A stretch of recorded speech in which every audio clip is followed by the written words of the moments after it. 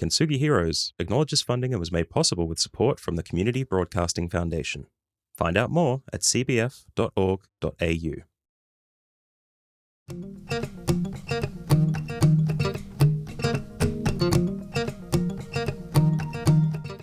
Welcome to the Kintsugi Heroes podcast, where we share inspirational stories of everyday people going through different challenges and how they overcome them.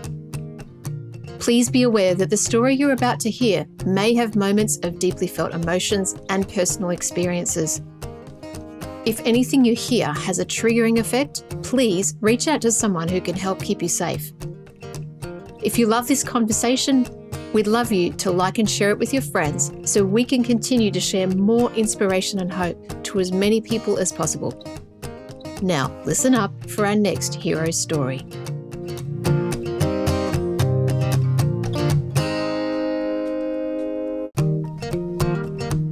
This episode of Kintsugi is with Amira MacCue. She was born to teenage parents and by the age of 8 had experienced death in the family. It was earth-shattering at the age of 8. It set her on a course of figuring out, where her course was in the family. And there was a lot of financial hardship and difficulty, which eventually led her to become a bookkeeper and help people manage money. But it also taught her lessons. And, there was this systemic financial hardships and mental health challenges throughout her family that she is determined to eradicate in her line with her own children. And she tells her story with such grace and simplicity. It just shows that everybody can be touched by these things that challenge us. And, like many others, Amira now has a passion for helping others to overcome this. And she's just a delightful woman. She's brought a lot to this conversation from her heart. And she has an inner belief that everybody can find joy and peace in their journey, no matter what they're experiencing. So enjoy this one with Amira MacCue.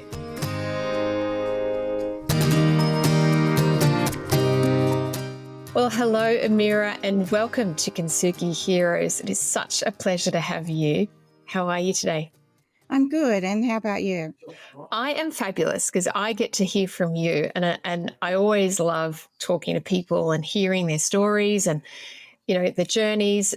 People amaze me every day. I am very grateful that I get to sit in this seat and meet such beautiful people. And I just want to say thank you for being here. Well, thank you for having me. I do appreciate it. Yeah, you're welcome. Well, this is about you. So I'm going to ask you to take over the mic, so to speak, even though we're at a distance, and take us back to the beginning of your story. Whereabouts does it begin? Yeah, I guess it begins when I'm about 4 or 5 years old. And unfortunately, I had a couple of uncles who passed away when I was very young. And the one that kind of impacted me the most, and I guess that's the one that my story really starts, like it really ramps up, is my favorite uncle was 19 years old, and they'd had quite a difficult upbringing, and their father had recently passed away at the age of 44. So unfortunately, one day I opened the door to the police, and they had come to tell us that he had taken his life. And I do remember seeing them there, and still after decades, it still gets me. And they'd asked me to get my mother, and she was about 7 months pregnant with my brother. This particular event has shaped my family's life ever since. And it's funny, I was actually on a cruise recently with my father, which I might talk about a bit later. I mean, that sounds all nice, right? But actually there's some complications with that. So he actually was asking me to speak for him because he can't talk about these things that have happened with his family because they are so upsetting. So that was kind of the beginning of it. My other uncle, who was a bit older than him, had actually drowned while being on an activity. He had an intellectual disability, and so that happened as well. And then just a couple of years later, my 24-year-old auntie died. Well, I found out recently. Well, we got told that she had a heart attack, but in fact, she actually OD'd. And my 4-year-old cousin found her. And so you can imagine that's had a massive impact on our family as well. But it was interesting that that day was the day I think that I really shut down. And I remember being up in this really hot room upstairs and them telling me that this had happened. And I just said, I can't do this anymore. And so I think ever since then, I was really quite tried to avoid emotion as much as possible because it was just too painful. So I guess what my story really is about is, recovering from all of that with all the ongoing trauma and this family legacy, unfortunately, of mental illness and disability.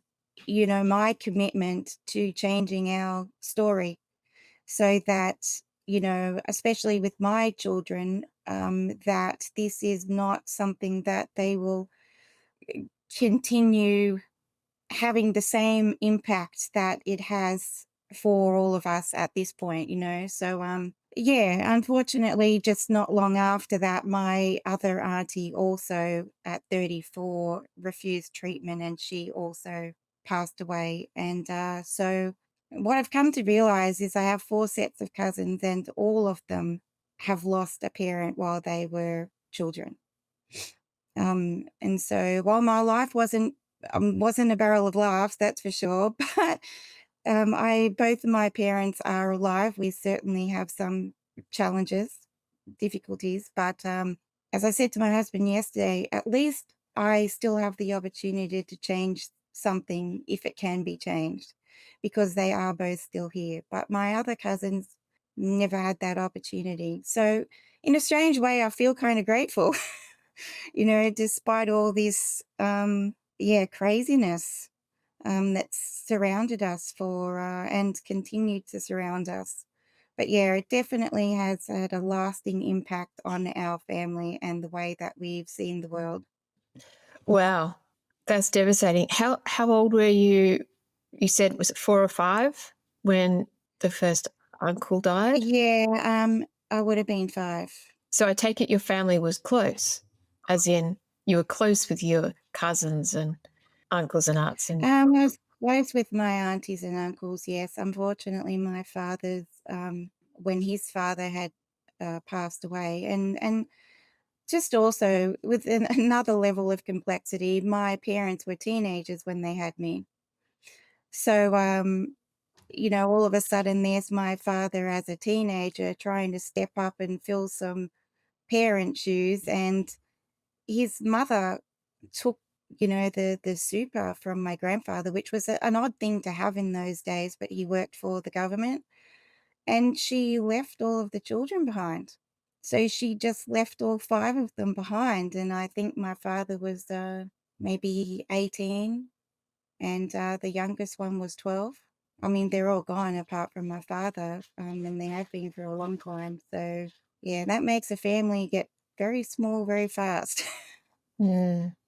the impact, what was the impact on your cousins that you witnessed growing up after the first death and then the next death? Like, how did it impact them? And It's had a long-lasting impact. I mean, I wouldn't say that, and a couple of my cousins are gone now as well. I'll say probably with the cousin I'm closest to, I mean, he names his businesses after his mother. So she's the only one who actually had children in my father's family. It still has a massive impact on him today. I mean, he's named his daughter after her. She also has a disability, which we're not sure if that's actually a family sort of like genetic thing. So yeah, it still takes its toll on him now, even though he's in his 40s. But what can you do?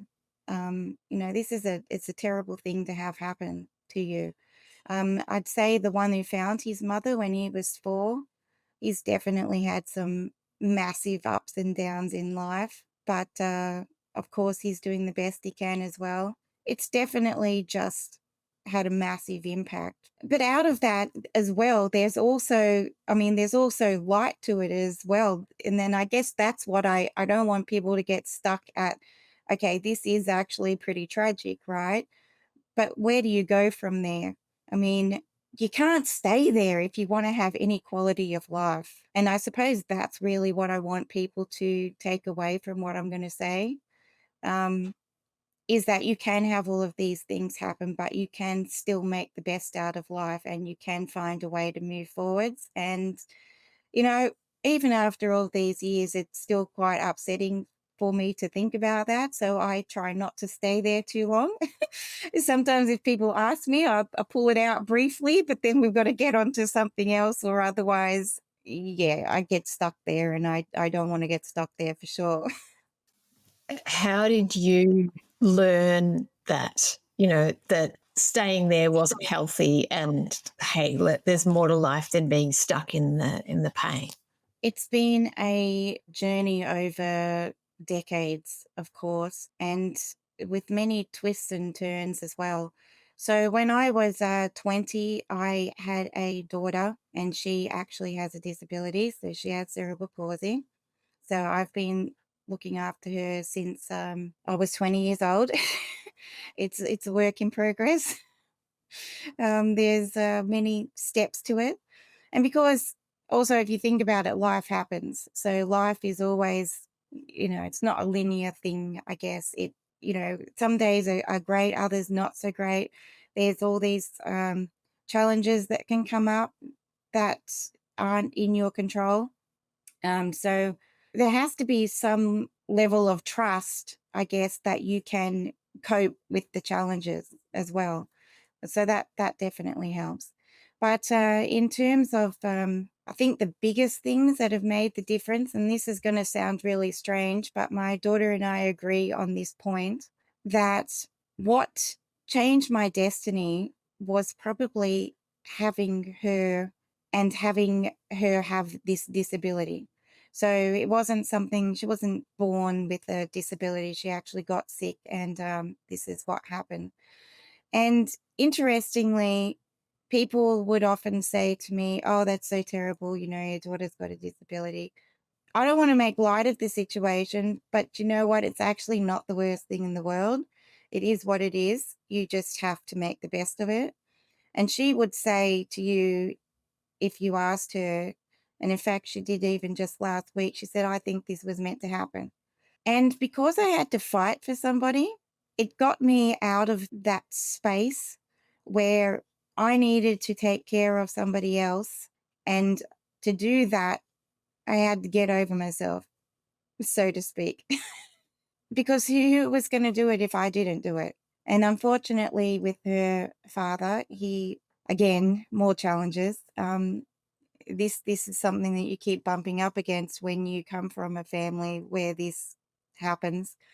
And due to his gambling addiction, I was like, my gosh, this is an expensive lifestyle, having a disability. You really can't manage with somebody gambling away the rent money, let alone all the other things that you need. So, no disrespect to him. I've made my peace with that. He's got his own challenges in life, as we all do. But I think that need to then fight for her to stand up and give her the best quality of life was the thing that changed my direction. And everything really has kind of been based on that ever since, I suppose. Sorry for the interruption. This is Ian Westmoreland, the founder of Kintsugi Heroes, and thank you for listening to this story from one of our amazing heroes. Our mission is for these stories to provide hope and inspiration to people experiencing life challenges, and to also educate the broader community on how best to provide support. If you would like to help us to continue to produce more hero stories and cover more adversity themes, we would welcome all donations.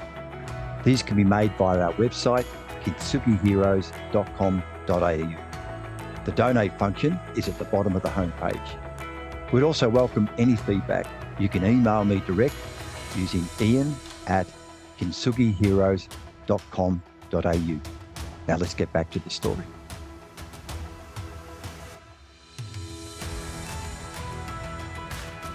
You mentioned that you've got 2 children. Yeah. So how different was it when you had your second child? Like your approach and your mindset and just everything. Light years away from each other. So my daughter, she has cerebral palsy, and so this means that she uses a wheelchair, and she also uses a communication device to speak. But that has been quite an interesting process as well. And she uses a fancy eye gaze now. So what that means is advertisers discovered that with billboards, they could put these little cameras in, and they would be able to pick up the light in people's eyes and tell where they were looking on the billboard. So then they could direct their advertising. But then they turned this sort of technology into a computer that can pick up the light in your eyes, and you can use that as a mouse, and you can use that to speak with. And then with some fancy software, you know, a whole bunch of other things. She's actually up to the model where it has little emojis that you can be quite witty with some things and actually put up your little emoji that has a little bit of an animation and stuff. So she's really quite clever at those things. That's sort of her life. She's a very outgoing person. She has bright pink hair, pink tattoos, is stubborn as. I would say she's kind of like Britney Spears of the disability world. If you say, it's like comes in the room, everyone will be like, oh, here she is.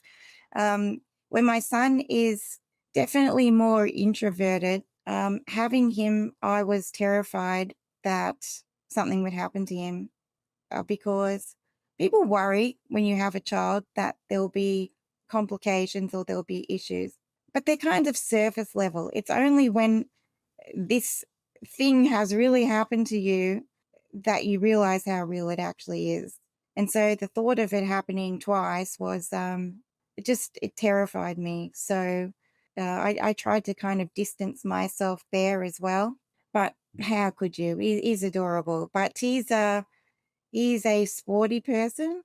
So he spent 13 years of his life from 3 to 16 being a gymnast. And then he was also playing soccer, swimming, playing tennis. Everybody wanted him to play their sport, but we sort of picked gymnastics and the soccer.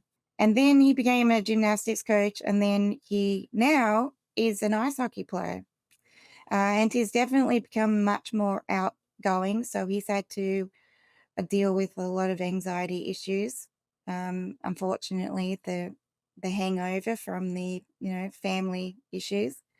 So he's actually quite amazing in his own way, but they're very, very different people. They're 10 years difference between them.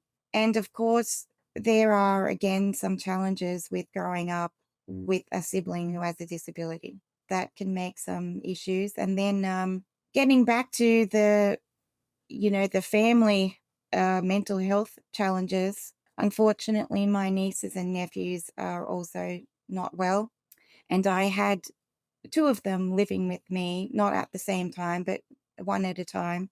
So we had them living with us. And I've got to say that the impact that they had on the family is something that we're still recovering from. My husband also at the time, just to make things extra fun, had gone off to the army.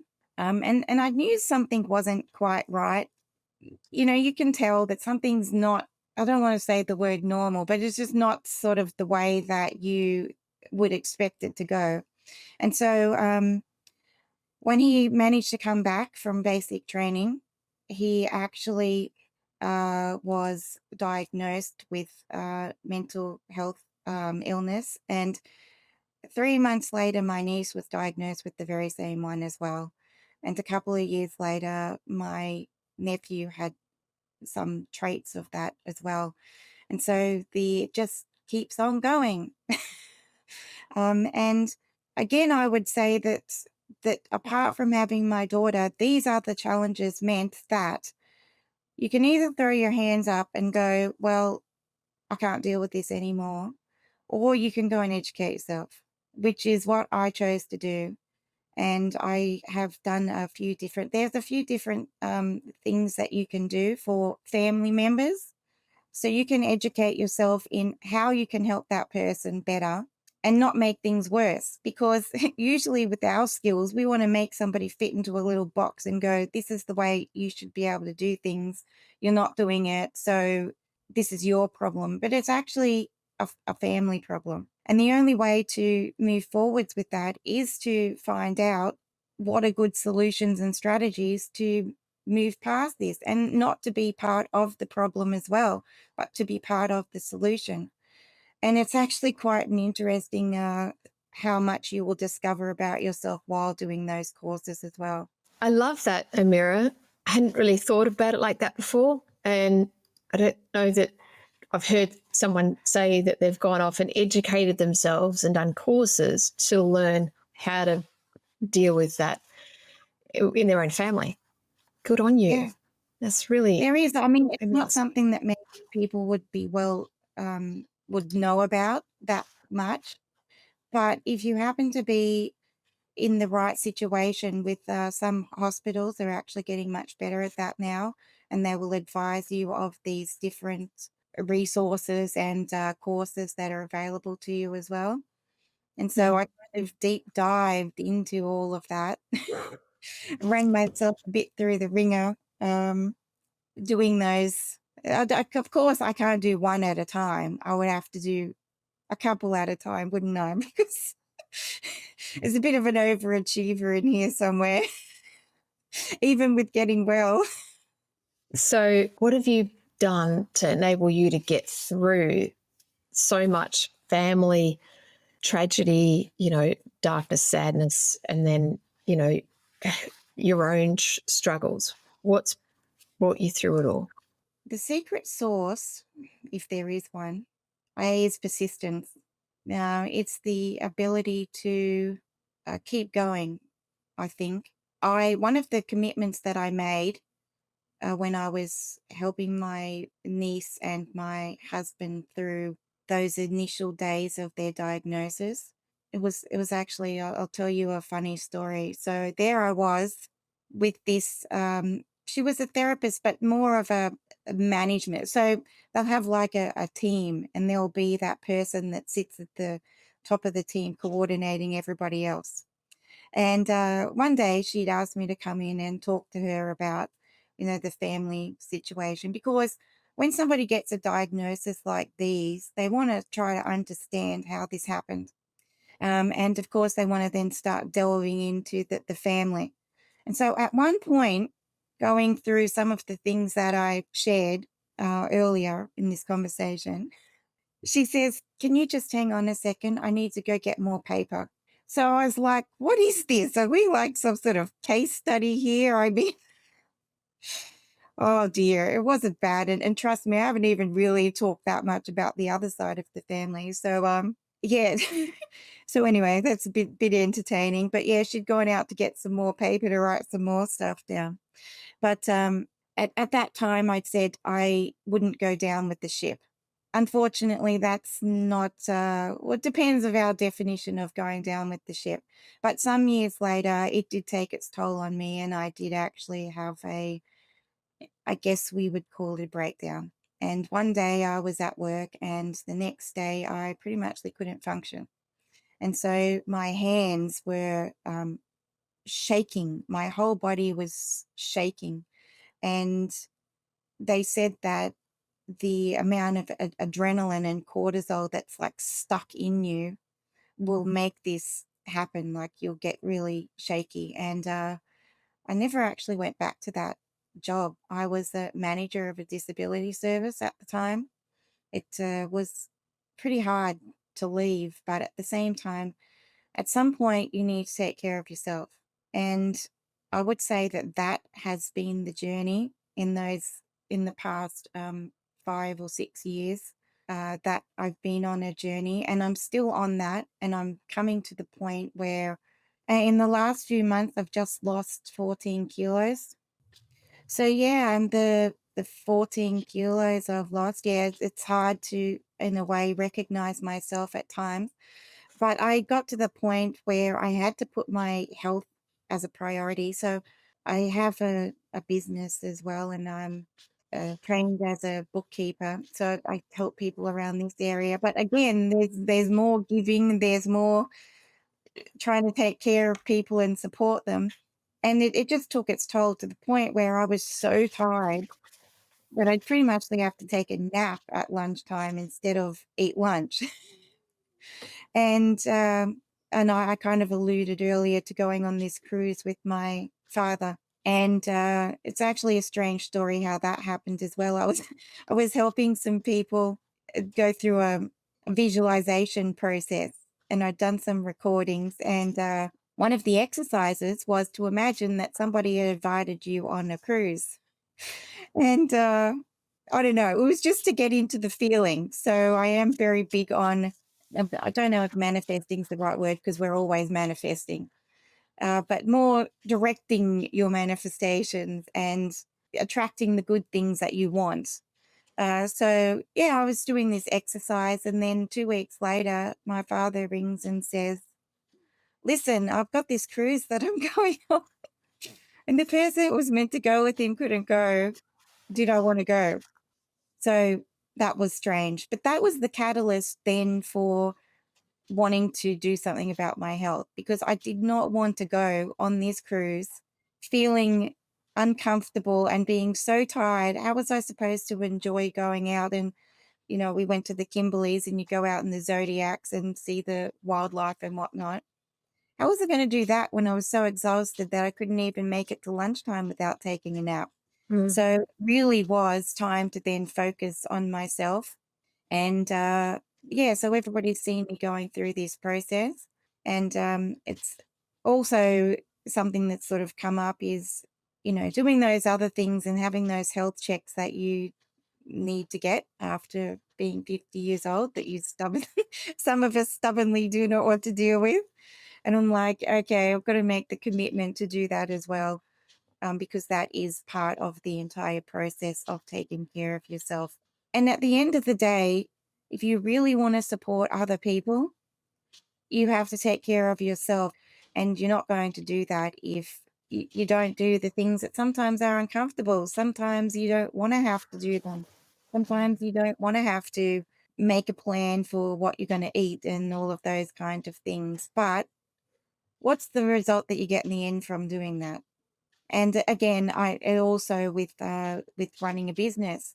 Running a business is tough. It's hard. It's hard if you're exhausted. You can't offer people value when you're exhausted. You can't even offer yourself basically, brush your hair or whatnot. So it definitely was a time out. And I've actually met some wonderful people along the way who have mentored me through that process. And I'm actually able to do that for people now myself. Mentors are absolutely so important, aren't they? They are. And I'm very grateful that, from a challenge that I've met some wonderful people. So who will support me ongoing. That's wonderful. I'm so happy to hear that, Amira. As we come to a close, I'm just wondering if there's something like a little tidbit or something you'd like to say to someone else who's listening who might resonate with your story. Maybe they're going through something similar. And you've brought up a lot of different challenges in this. And I think for me, overall, it just gives me this sense that, we all have multiple challenges and different types of challenges in our lives. But maybe there's something that you'd like to say specifically to someone who's listening who might be going through something similar. What would that be? Yeah, I would say that it's not a solo journey. And that's probably what caused me the most grief, is that I stubbornly wanted to do everything by myself. And that is because of that disconnect that I had, that I decided when I was 8, that it was too hard to be emotionally invested with people, or just not trusting that people were still going to be there. But this really is, there are so many more resources available to people now than there was in the 70s and 80s. And people are much more open about talking about things, despite all challenges. This can be like financial challenges, mental health challenges, physical challenges, the works, health challenges. We just have to be willing to let somebody in and let them support us so that we can work towards a better result for ourselves. And I'd say persistence, and knowing that one day can be bad, that doesn't mean the day after will be bad. That's lovely. So encouraging and helpful. Thank you, Amira. Thank you so much for sharing and That's okay. giving me your time and space and energy today. I'm really Well, grateful. thank you again for having me on, and I really appreciate your time.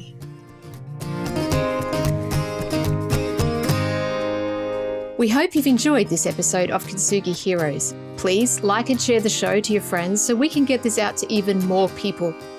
If you have a story you'd like to share with us, please reach out using the contact details below. And join us next week for our next hero's story. Until then, keep being you, and remember that we are all heroes in our own unique way.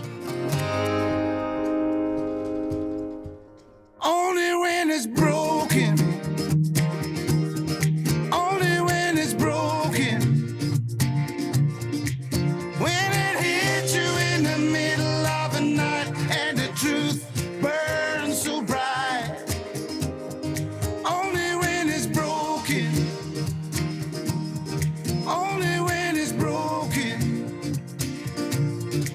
Take pride in those cries. It's only for tonight, and then you rise. Only when you're broken. Only when you're broken. Only